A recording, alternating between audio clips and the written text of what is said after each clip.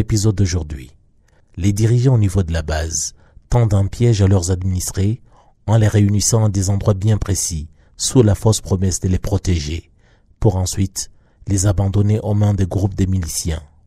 Malgré des efforts pour riposter en utilisant des pierres, des bâtons, des flèches, leurs tentatives sont vaines face à des tueurs bien organisés, bien armés avec des grenades, des fusils et d'autres armes traditionnelles.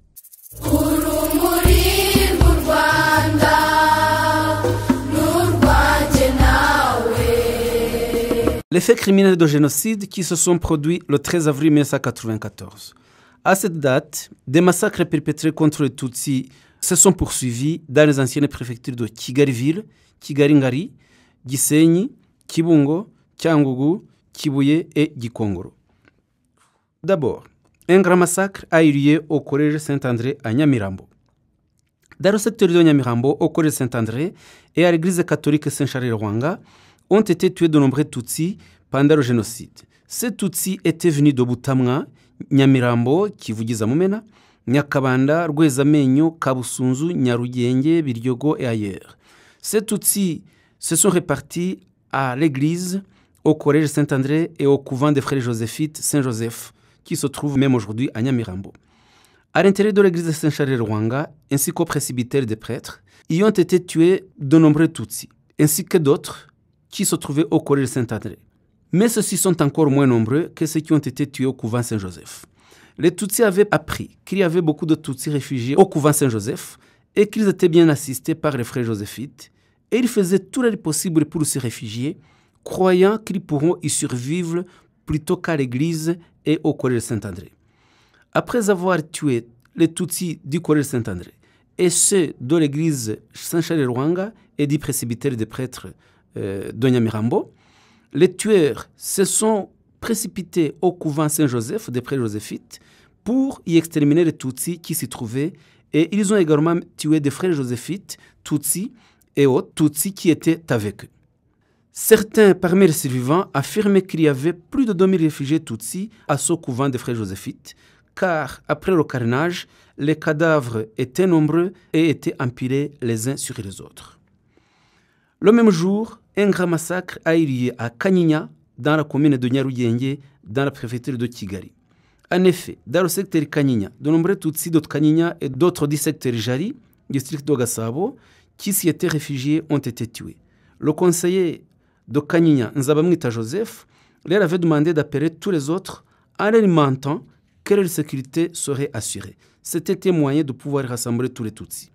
Le 13 avril 1994, après avoir constaté que plus aucun autre Tutsi ne viendrait, qu'ils avaient tous été rassemblés, le conseiller Nzabamwita leur a dit qu'il allait chercher des gendarmes qui assureraient leur protection à un endroit où ils seraient rassemblés à cet effet. On leur a dit qu'ils allaient être amenés à l'endroit appelé Kana, situé entre des collines et qui était censé ne pas être connu des Interahamwe. Ils y ont été amenés et arrivés à cet endroit, il leur a été demandé d'attendre les ravitaillements qui allaient arriver.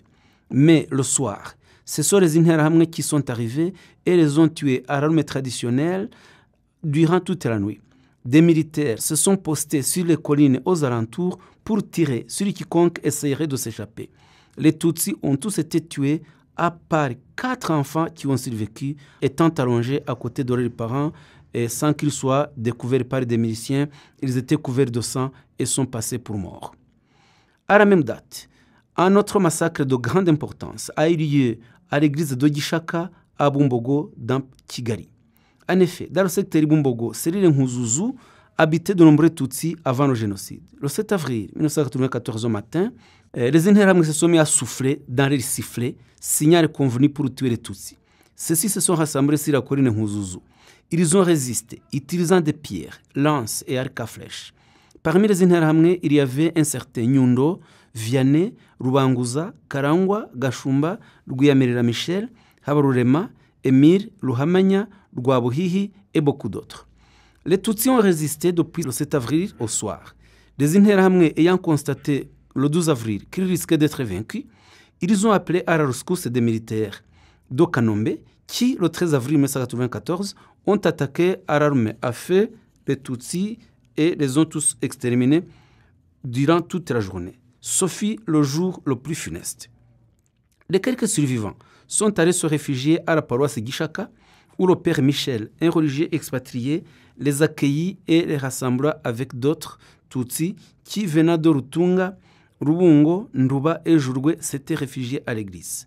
Le prêtre a cherché des ravitaillements et a commencé à prier pour les âmes. Depuis la nuit du 13 avril 1994. Le lendemain, le 14 avril 1994, les Interahamwe les ont attaqués. Et parmi ceux-ci, il y avait les policiers de la commune de Gikomero, dont Nyarwaya Michel, brigadier de la police communale, Lubanguka Mathias, comptable de la commune de Gikomero, Lusatsi, assistant médical au centre de santé de Gishaka, le redoutable milicien Sevara.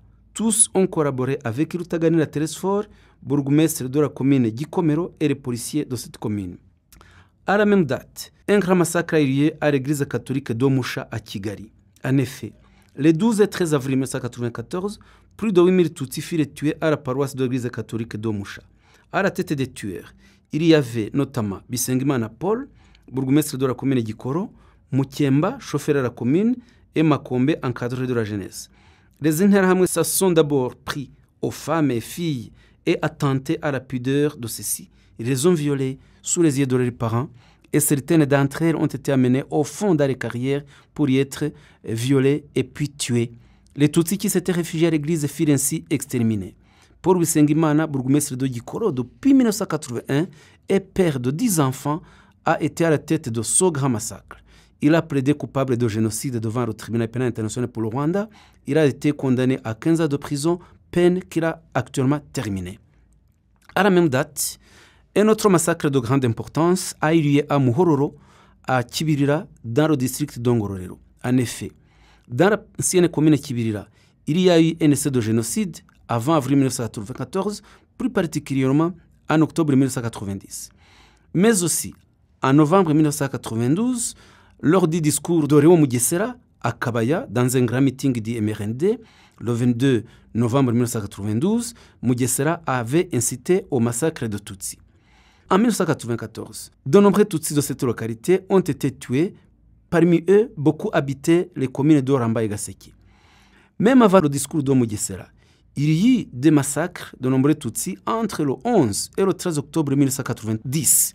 Massacres qui se sont répétés régulièrement, plus particulièrement en janvier 1993 dans les communes de Gichiye, Satinski, Ramba, Kanama, Kayove et Kibirira dans l'ancienne préfecture du Gisenyi.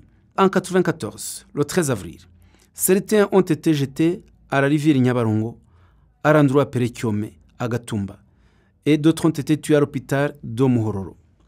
Parmi les Tutsis de Kibirira qui ont été tués, d'autres ont été enfermés dans le bureau communal, et ainsi que dans le site de Gatumba. Les réunions qui planifiaient les massacres avaient lieu dans le bureau de la commune Ramba et Kibirira, ainsi que dans le bureau du parti présidentiel, le MRND, et au bureau de l'inspecteur de secteur et ailleurs au domicile des autorités locales, ainsi que dans le bar Itouze, situé près de l'ancienne commune Kibirira, qui était gérée par Abishuka Charles et appartenait à Rwanyagatare. À l'église de Muhororo ont été tués des religieuses et des prêtres. Même les religieux de la communauté de Sœurs Benebikira de Muhororo, qui ont résisté, ont été tués avec des armes à feu amenées par le brigadier de la commune Kibirira Mutabaruka, Arias Ribenge, et bien d'autres armes ont été distribuées par Ihendero, Rwanyagatare et Dusabe Mungu, qui résidaient au centre de Rusumo. À la même date, un massacre de haute importance a eu lieu à l'église catholique de Rukara, dans le district de Kayonza.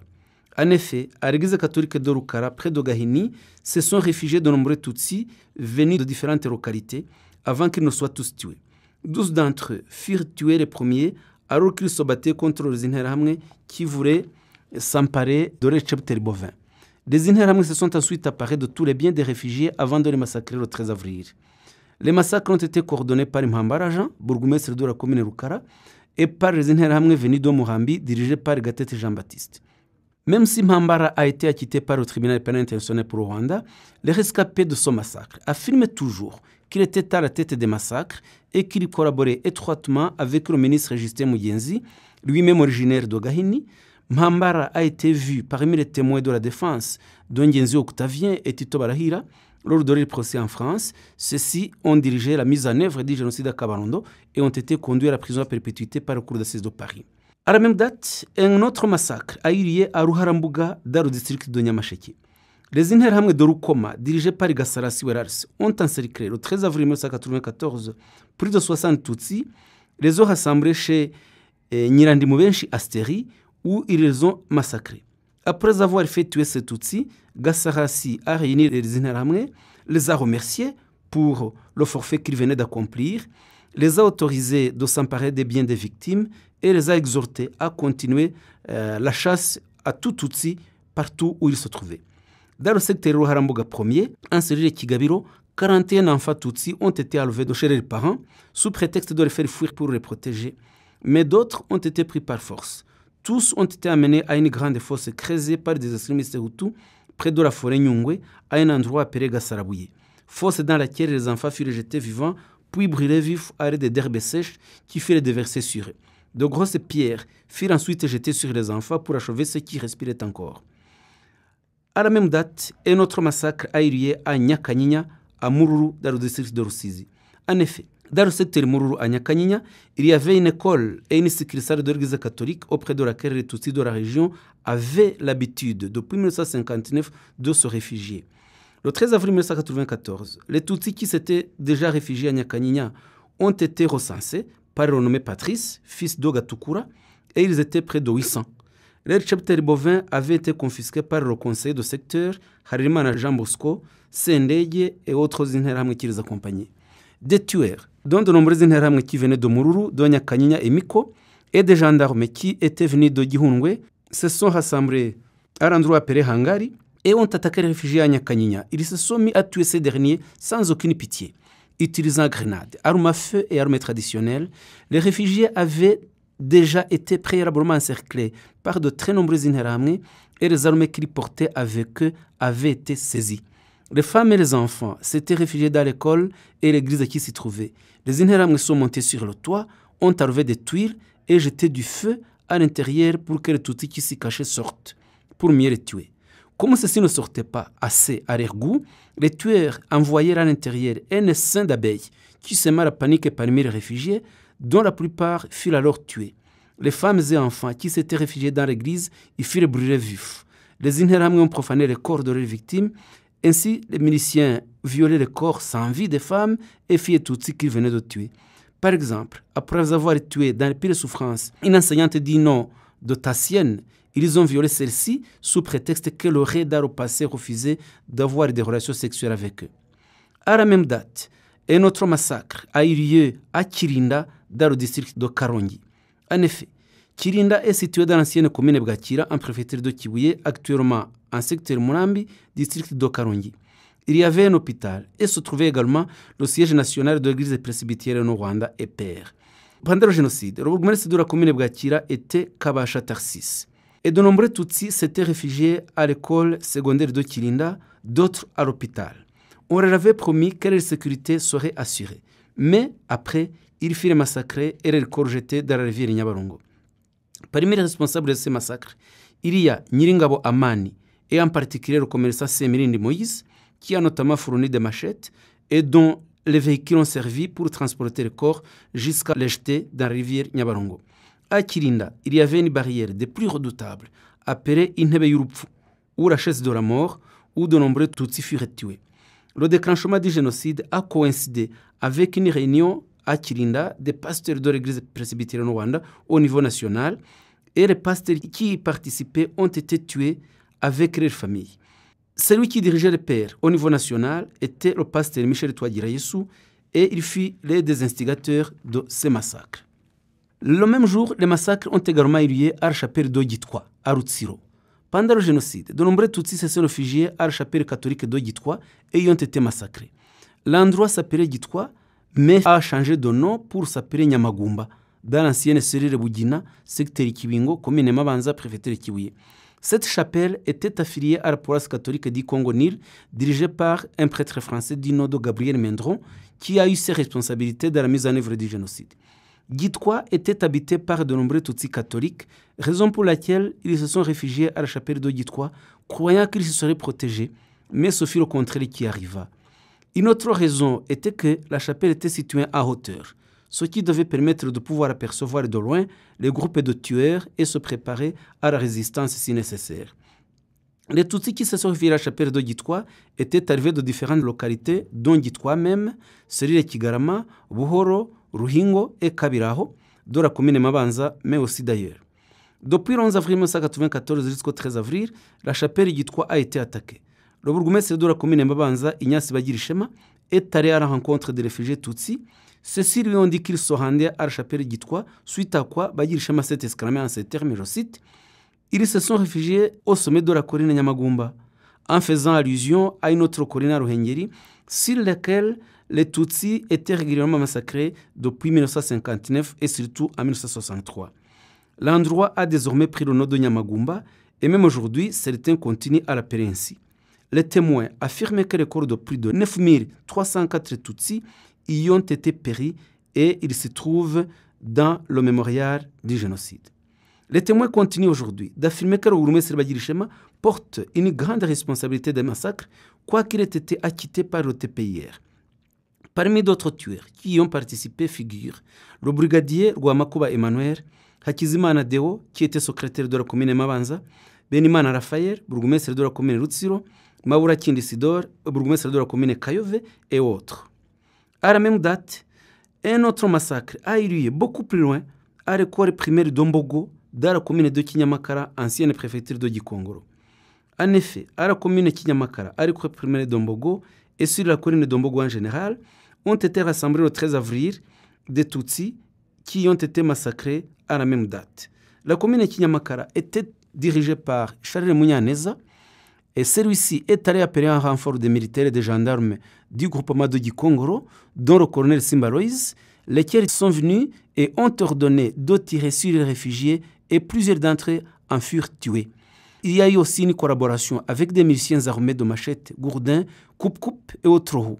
Ce 13 avril 1994, près de 3000 Tutsis y furent tués. À la tête des tueurs, il y avait notamment le brigadier de la commune, Mugemana, le PJ Munyakanyinya, l'encadreur de la jeunesse, Gassassi Alphonse, l'enseignant à l'école primaire, Gassirabo Jonathan et beaucoup d'autres. Un autre massacre, au même jour, a eu lieu à un endroit appelé Escalier, à Muhima, commune Nyarugenge, ainsi qu'à Nhomangwa, commune Kayonza, district de Kayonza. En effet, du 13 au 14 avril 1994, des Tutsis qui habitaient le secteur Muhima, dans la ville de Kigali, en dessous de l'ancienne prison de Nyarugenge, au village Umwezi, dans l'ancienne cellule Ruhurura, se sont réfugiés à cet endroit. Et les Interahamwe et des militaires les y ont rassemblés et les ont regroupés. Ils les amenaient et puis ils les ont amenés beaucoup plus bas, à un endroit qui a été appelé Escadrille, où les Tutsis étaient découpés à la machette, leurs têtes fracassées, sur la route goudronnée ou tués à l'arme à feu. Un grand nombre de Tutsis furent tués à cet endroit. Sur cette route avait été installée une barrière où étaient arrêtés ceux qui passaient par la route goudronnée, qui furent ensuite tués. Après quoi, les corps des victimes étaient empilés au bord de la route. Jusqu'aujourd'hui, cela fait de la peine aux familles des victimes, surtout que les corps de ces victimes n'ont jamais été retrouvés pour être inhumés dans la dignité. Parmi les Interahamwe qui ont participé à ces massacres, il y a le chef Ndemie Nicodème, Gashaje Etienne, le nommé Charles Rurangirwa Jean-Paul, condamné à perpétuité par le tribunal de Gacaca, et qui purge sa peine à la prison de Mageragere et beaucoup d'autres tueurs.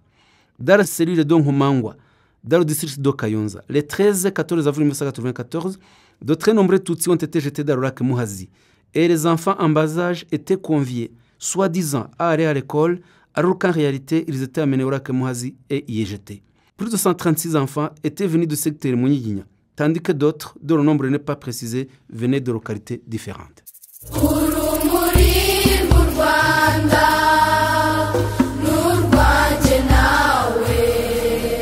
Merci d'avoir écouté ce nouvel épisode du podcast Kwibuka.